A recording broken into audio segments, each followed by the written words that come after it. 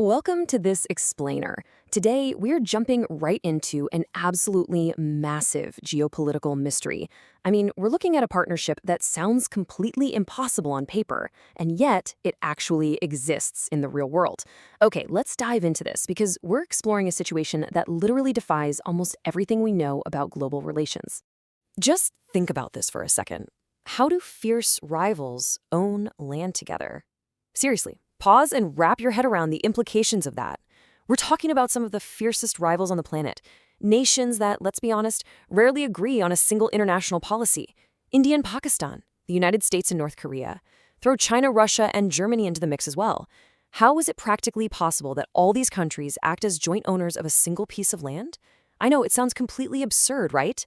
Well, the answer lies at the very bottom of the earth. We're talking about the thickest, most extreme, and unforgiving environment on our entire planet, Antarctica. Believe it or not, all of these rival countries, together, actually own and manage it. And this brilliantly illustrates the sheer scale of what we're dealing with here. The number 4. You see, Antarctica isn't just some tiny, insignificant rock floating out in the middle of the ocean that countries are casually sharing just because it doesn't really matter. No. It is absolutely massive. To put this into perspective for you, the continent of Antarctica is more than 4 times larger than the entire size of India. Just imagine that for a second.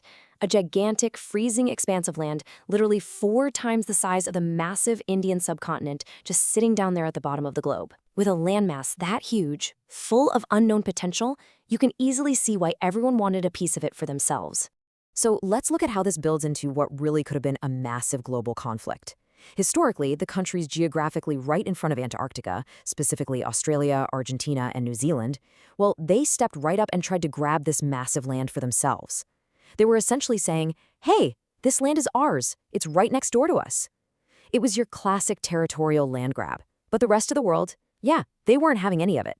The global community strongly resisted these regional attempts at ownership, firmly laying down the law and stating that nobody outright owns it. The international response was raw and, honestly, straight to the point.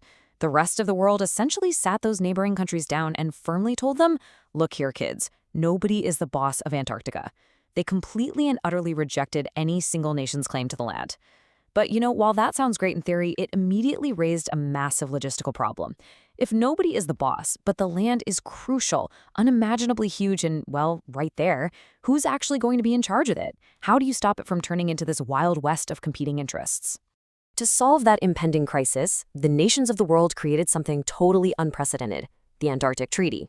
Now, what's really interesting about this is the sheer simplicity of the rules they came up with.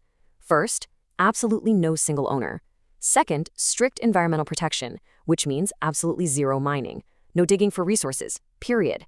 And third, the only activity allowed on this massive continent is peaceful research, done together.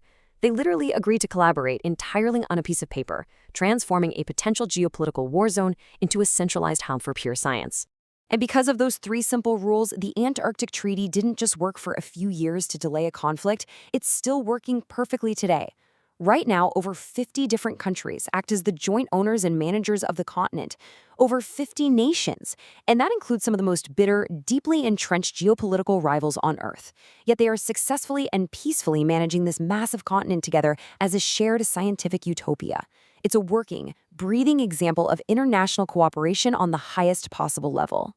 So the crucial point is this, and it's a question I really want you to take with you today. If more than 50 nations, including America and North Korea, India and Pakistan, Russia and China, can successfully and peacefully share a massive, resource-rich continent without conflict, why is it so hard to achieve that level of cooperation everywhere else? It proves that true global peace and human collaboration aren't just some textbook fantasy. They're actually happening right now at the bottom of the world. Definitely something to think about. Thanks for exploring this incredible geopolitical reality with me, and keep questioning the world around you.